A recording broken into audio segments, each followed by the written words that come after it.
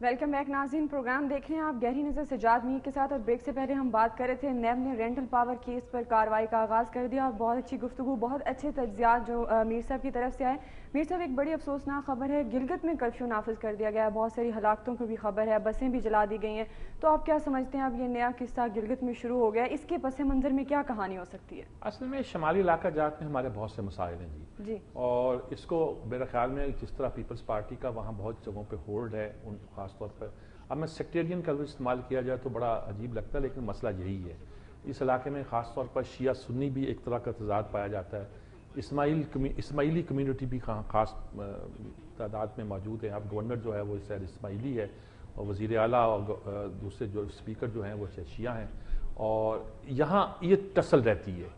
اور ابھی کوستان میں ایک واقعہ ہوا تھا جہاں لوگوں کو گاڑی سے اتار کر یہ پوچھ کے کہ آپ کہاں کے ہیں، فلاں علاقے میں جانے کے مارا گیا تھا، اور ظاہر ہے کہ وہ شیعہ کمیونٹی کے لوگ تھے، وہاں واقعہ ہوا تھا، اور یہاں بھی ایک آدھ واقعہ ہوا ہے۔ اب ہوا یہ ہے کہ یہاں پہ قتل و غارت شروع ہو گئی، اور یہ کہتے ہیں حکومت جو ہے وہ کوئی ایک طرح سے کچھ روح رعایت برت رہی ہے، یعنی اس حکومت سے جو پیپلز پارٹی کی حکومت ہے اس سے یہ کہا جا رہا ہے کہ وہ ایتھنک کام کر رہی ہے۔ مطالبہ اب یہ آیا تھا کہ جی ہمارے بندے بھی مارے گئے تھے، ان کو تو آپ نے اتنے لاکھ روپیہ دے دیا کمپنسیشن، یہاں کیوں نہیں دیتے؟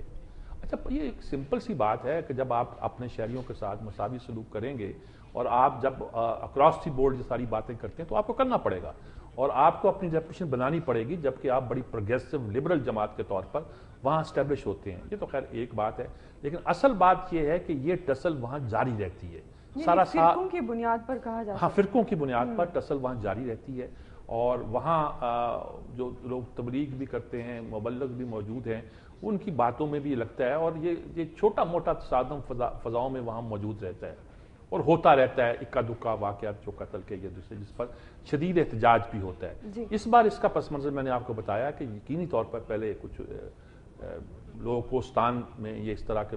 17 آدمی مارے گئے تھے، بس سے اتار کے گن کر پوچھ کر جس طرح ہوا، یہاں بھی ایک شناختی کارڈ دیکھ کر کہ چلاس کا رہنے والا بندے کو مارا گیا۔ چلاس اور گلگت کے علاقے میں اس طرح ایک ریزنٹمنٹ پائی جاتی ہے، اور رزلٹ یہ ہے کہ آج جب وہ نکلے تھے پروٹیسٹ کرنے کے لیے تو ان پر نہ صرف فائرنگ ہوئی بلکہ ان پر ہینڈ گرنیڈ پھینکے گئے۔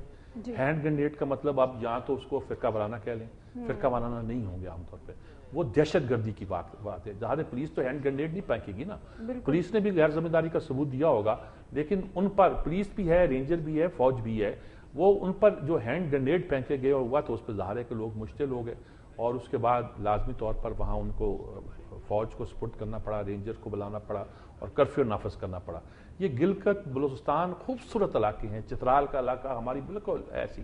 وہاں بدقسمتی سے یہ جو چیزیں ہیں نا، یہ کچھ آہستہ آہستہ بہت پھیلتی جا رہی ہے جی، اور اس کا پروپیگنڈا بھی ہم نے بہت سطح پر یہاں کر رکھا ہے۔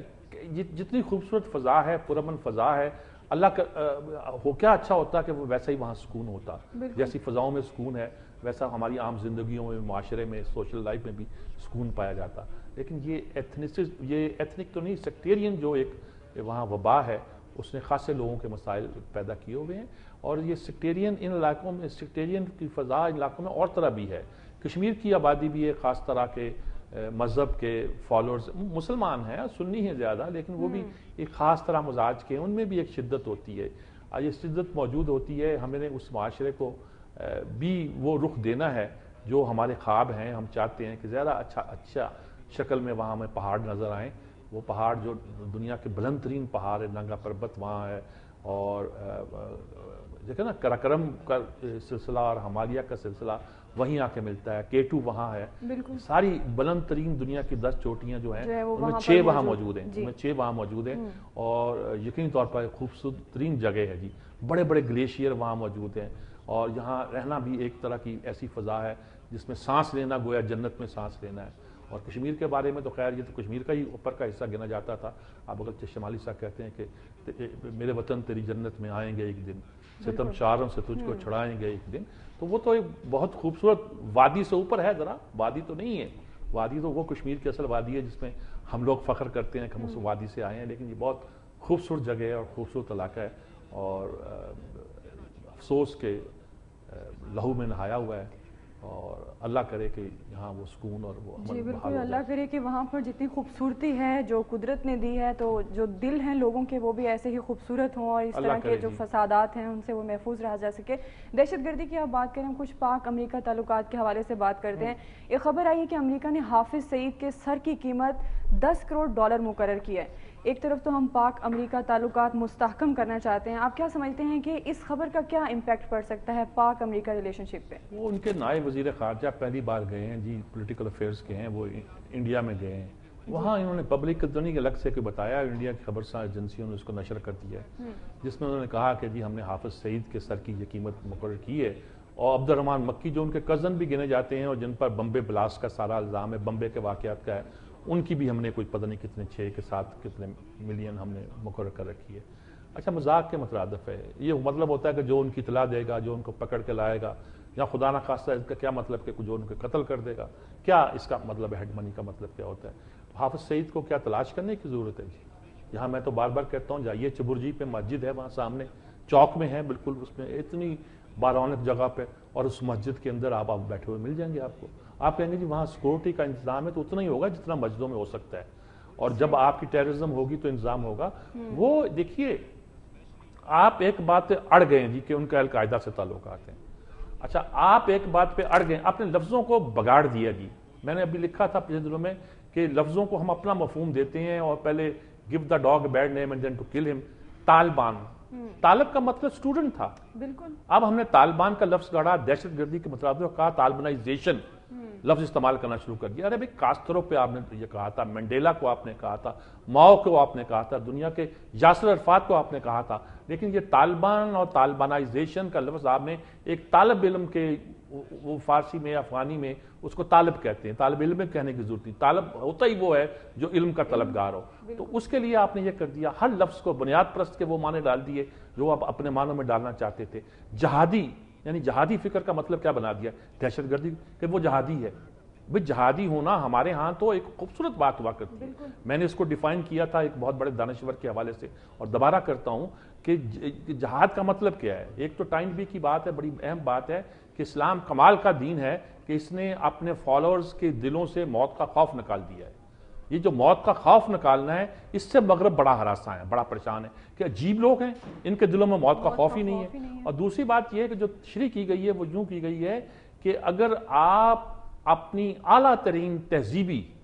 آپ مذہبی نہ کہیے، تہذیبی اور روحانی کہہ لیجیے، چلیے تہذیبی اور روحانی اقدار کے لیے اپنا سب کچھ قربان دینے کو تیار ہو، حتیٰ کہ جان دینے کو بھی تیار ہو، تو اس کا نام جہاد ہے۔ یہ بات اثار کا جو جذبہ، قربانی کا جو جذبہ، یہ میننگ فلسفیکل نہیں، سیدھے سے معنوں میں جب بیان کر رہا ہوں، یہ آپ کو سمجھ نہیں آتے کہ جہاد ہوتا کیا ہے، اور بنا دیا اس کو کہ جہادی کا مطلب ہے دہشت گرد اور قتل و غارت کرنے والا اور ٹیررسٹ، جو بھی چاہے آپ بناتے ہیں۔ اس طرح انہوں نے لفظوں کو مس کیا اور بدلا ہے۔ اب حافظ سعید جو ہیں، ان کو وہ کشمیر کی کاز تھا، اب ہماری بھی بدقسمتی ہے، کل تک کشمیر کے کاز کا نام لینے والے ہمارے ہیرو تھے، اور بھی لوگ جہاں موجود ہیں سب کانٹیننٹ میں، صلاح الدین، کمانڈر صلاح الدین بھی جہاں موجود ہیں، جو اور میں نام نہیں لینا چاہتا بہت سے۔ حافظ سعید کی تنظیم جس کو وہ لشکر طیبہ کہتے ہیں، وہ کشمیر اسپیسیفک تھی، اور وہ ان کا کوئی اور مسئلہ نہیں تھا، وہ کشمیر اور انڈیا کو دیکھتے تھے۔ امریکہ کا انہوں نے کیا بگاڑا ہے؟ وہ کہتے ہیں جی القاعدہ کے ساتھ ملے ہوئے تھے، اگر انہوں نے ان کے ساتھ کوئی کولیبریٹ کیا تھا تو آپ کے خلاف تو نہیں کیا تھا جی، آپ کو تو ٹارگٹ نہیں کیا تھا، آپ کس لیے انڈیا کی حمایت میں جو ہے نا اتنے سر پہ چڑھ کے بول رہے ہیں؟ اچھا، پھر انہوں نے جب ہوا جو جماعت الدعوہ بنائی، اس کے بعد انہوں نے اس کام کو ختم کیا، انہوں نے کہا یہ معاملہ کشمیر میں رہے گا۔ اب آپ کیا چاہتے ہیں؟ جماعت الدعوہ وہ بھی دوسرا کام کرتے ہیں، فلاح انصاف، وہ کہتے ہیں یہ پبلک کیوں آ رہے ہیں، یہ جلسے کیوں کر رہے ہیں دفاع پاکستان کے نام پر؟ اچھا، اب اگر آپ ان کو پکڑنا چاہتے ہیں تو اگر آپ کوئی طریقہ ہے آپ کے پاس تو وہ پھر رہے ہیں، میں آپ کو جگہ بتا رہا ہوں کہاں ہیں، اور جب آپ کہیں کہ میں جا کے ان سے ملاقات بھی کر لوں گا، اور ایک دن چاہتا ہوں میں ان کا انٹرویو لاؤں، ان کی ہیڈ منی جو ہے اس کے بارے میں ان سے پوچھوں کہ بھئی اتنے مہنگے ہیں تو ماشاءاللہ، لیکن وہ ایک مجاہد آدمی ہے اور ایک سادے سے آدمی ہے، اور مسلک کے لحاظ سے بھی کٹر قسم کے وہ مسلک ہے ان کا، جو عام طور پہ ہمارے ہاں لوگوں کا نہیں ہے، لیکن وہ سمجھتے ہیں کہ کشمیر میں ظلم ہو رہا ہے، ہندوستان میں ظلم ہو رہا ہے، اور اس پر امریکہ کو تڑپ رہا ہے، بات سمجھ آنے والی نہیں ہے۔ یعنی کہ یہ ان لوگوں میں نہیں ہے جیسے حقانی نیٹ ورک سے لوگ کرتے ہیں جو افغانستان میں لڑ رہے ہیں، جو ان کی فوجوں کے خلاف لڑ رہے ہیں۔ آپ نے یہ کر لیا، اب وہ کئی تھے، سی ٹرسٹ تھا، اختر ٹرسٹ تھا، بہت سے تھے، وہ جا کے وہاں کام کرتے تھے، ایک طرح کا فلاح کا کام کرتے تھے، وہاں لوگوں کو روٹی پہنچاتے تھے، اناج پہنچاتے تھے، آپ نے تاراج کر دیا تھا اس ملک کو، تو آپ ان کو ان کی تنظیمیں ہی بین کر دیے. بھئی آپ کو تو پتہ نہیں بین کس کو کرنا ہے اور کس کو بین نہیں کرنا، تو آپ کیا بین کیے ہوئے پہ ہم کیا بین ڈالیں، کیا کریں ہم لوگ. تو بہرحال یہ ایک عجیب و غریب صورتحال ہے. اب لیکن یہ کہ حافظ سعید کے بعد ان کی ابراہیم داؤد پہ سے نظر ہٹ گئی ہے. پہلے وہ ہر بات پہ ابراہیم داؤد لے کے آیا کا نام لیتے تھے اور اب ہاں. حافظ سعید. بنیادی طور پر تو یہی بات ہے نا کہ ہم نے طالب کے مطلب کو ہی غلط لے لیا ہے، ہر اور اس چیز کے کا بعد مطلب جہاد غلط کو جو ہمارے ہاں مطلب ایک اسلامک پوائنٹ آف ویو سے دیکھیں تو ایک بہت اچھا تھا. کراچی سے جو خبر ہے کہ لیاری میں امن ہو گیا ہے اور نرسوں نے ہڑتال ختم کر دی ہے. ویسے تو یہ اچھی بات ہے اور شکر کرنا چاہیے کہ کراچی کے جو حالات ہیں وہ ٹھیک ہو گئے ہیں، لیکن یہ اچانک سے اللہ دین کا چراغ کیسے آ گیا؟ ایک طرف تو واویلا تھا اور پھر ایک دم سے حالات ٹھیک ہو گئے. اچھا ادھر سرجانی ٹاؤن میں شروع ہو گئے گڑبڑ. اچھا ہم عجیب و غریب طریقے سے یہاں ایک تو طرف سے ٹھیک ہوئے اور دوسری طرف سے اب لیاری میں کچھ سمجھ نہیں آتا تھا کہ آپ نے کن لوگوں کے خلاف کارروائی کی تھی، کیوں کی تھی. کبھی آپ نہیں سنیں گے کہ لیاقت آباد میں کارروائی ہو رہی ہے، کبھی آپ نہیں سنیں گے کہ نفس آباد میں کارروائی ہو رہی ہے. فیڈرل بھی ایریا میں رہتا ہوں، کبھی اللہ کا شکر ہے وہاں بھی کارروائی نہیں ہوتی.